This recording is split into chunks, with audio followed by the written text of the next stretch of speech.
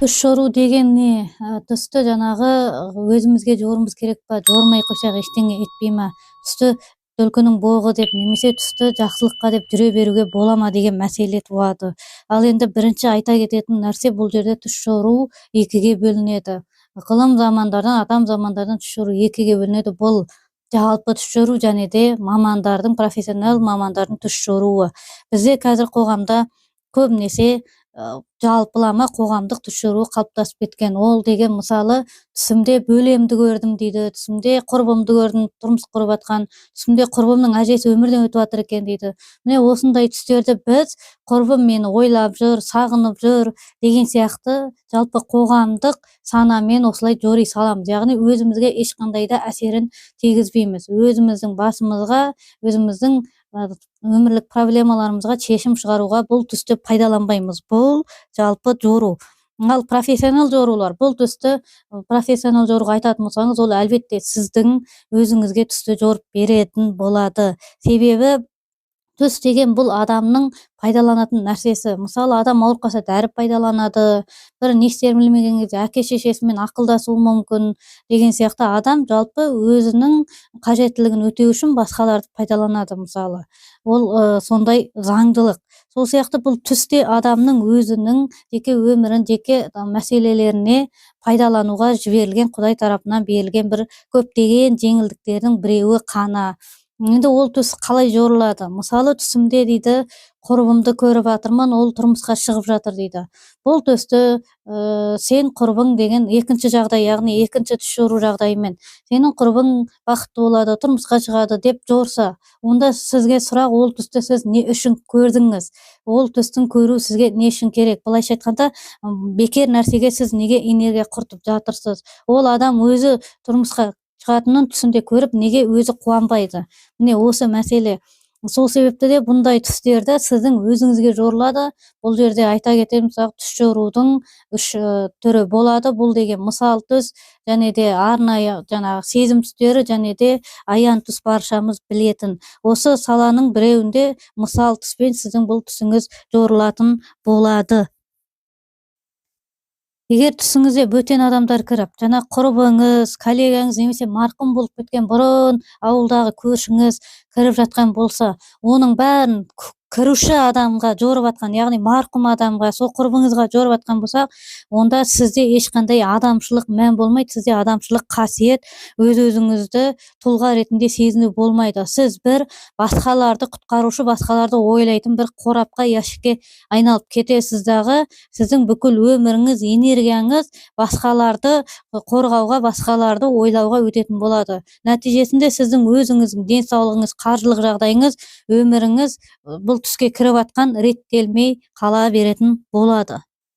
Сол себепті түш жорууда мисал түс дегендер бар. Мисал түс дегендер, яғни дәл жанагы марқұм адамның немесе құрбыңыздың түсіне кіруі, бұл сіз олмен қандай деңгейде араластыңыз, ол жайлы санаңызда не ойлайсыз? Мисал марқұм адамды сіз жасы кетті деп аяйтын шығарсыз, немесе тақуа еді, сауабы өте көп адам өмірден өтті ғой деп ойлайтын шығарсыз. Яғни бұл жерде сіздің сол адам жайлы ойлаған ойыңыздан сізге сондай түс құралатын болады. Нәтижесінде сіздің сондай проблемаларыңызга жорулат. Яғни сиздин такубалыгыңызга, корбоңуз түсүңүзгө көрүп атсаңыз, корбоңузбен калай аралашасыз? Оған канчалыкты кезде аралашасыз? Яғни оған басыңызга кыйындык түскөндө аралашасызбы, жок кубанычтарда аралашасызбы, экөөндө да аралашасызбы? Сол ара катнашыңыз мисалга алынып, кээ бирлөр болот, корбосун кызганып жатады, корбосунун жетишсиздигин кызганып жатады. Міне осындай сиздин корбоңузга деген өзүңүздүн көз карашыңыз, аралашуу себебиңиз алынады да, содан сиздин өмүрлүк натыйжеңизге, жетистиктериңизге, немесе бир үлкен жаңалык, кубанычтуу жагдайларга сиздин басыңызга жорулуп жатат. Міне осулайынан түш жоруу бул профессионал түш жоруучулардын жоруйтун адиси. Яғни сиздин көрген түсүңүз, күчүңүз, энергияңыз текке кетпейди, сиздин өмүрүңүзгө пайдалуу болатын болот. Ендігі сұрақ, сіз түсіңізде көрген бөтен адамдарды өзіңізге жортып, өзіңіздің басыңызға жортып алғаннан кейін, енді не істеу керек деген сұрақ. Түс жорушы сіздің түсіңізді, мысалы құрбыңыздың кіргенін, сіз өмірде үлкен жетістікке жетесіз деп жоритын болса, сіз әмин қабыл алған болсаңыз, ендіше түс жорудың шарты болады. Биринчиден сиз ол түстү жоорткандан кийин, сенгенден кийин ол түш жорушу берген инструкцияны орундайтын болсаңыз, Алланын каалоо менен албетте сиздин өмүрүңүзгө жетиштиктер, сол түстөгү айтылган өзгөрүштөр инетин болады. Бул ушун албетте бир түш жорушу сизге инструкция беретін болса, сіз жорытып алдыңыз, яғни түсіңіздегі құрбыңыз, марқұм адамдарды өзіңіздің жеке өмірлік проблемаңызға жорытып алдыңыз. Ендігі не істеу керек деген сұрақ туады.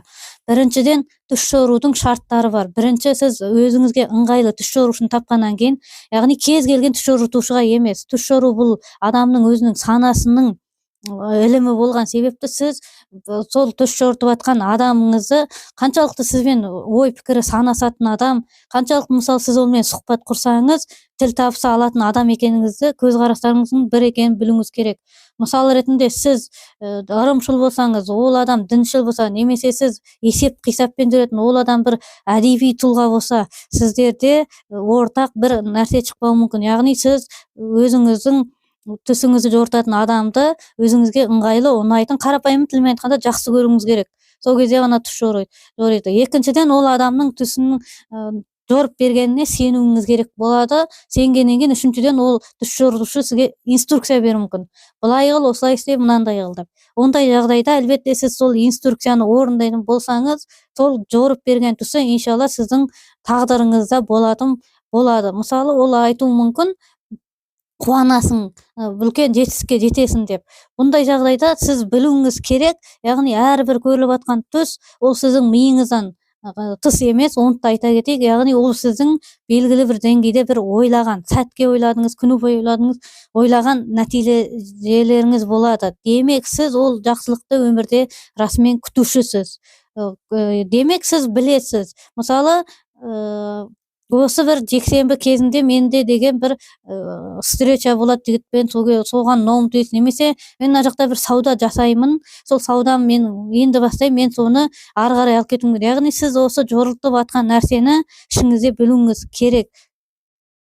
Ал енді мүлде ондай болмаған болса, яғни сіз ешқандай да өмірден бір жақсылықты, қуанышты күтпеген болсаңыз, сүйінші халінде көріп атқан бұл түсіңіз жорылған солай болатын болса, демек сіз жаңа басындағы шартта айтып кеткендей, сол түш жорытушының айтқанына сеніп, және де сол жақсылықты тағдырыңыздан күтетін боласыз.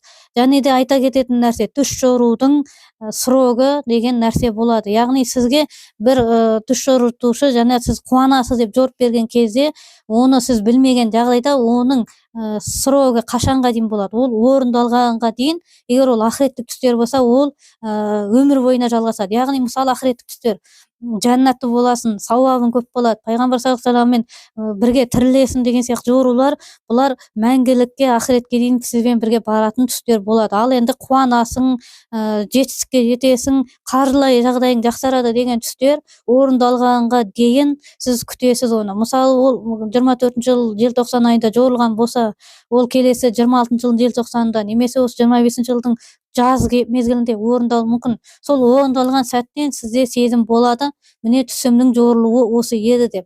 Ол жаңағы белгісіздік жағдайда. Ал белгілі жағдайда, сіз өзіңіздің жетістікке жететініңізді білген жағдайда, демек сіз сол кезде ол орындалған кезде тоқтайды. Яғни мен бір сауданы пландап жүрмін, мына қуанышты хабар сол саудадағы жақсылықтар деп алатын болсаңыз, демек сауда жасаған кезіңізде дәл солай болса, демек түсіңіз орындалды деген мәселе.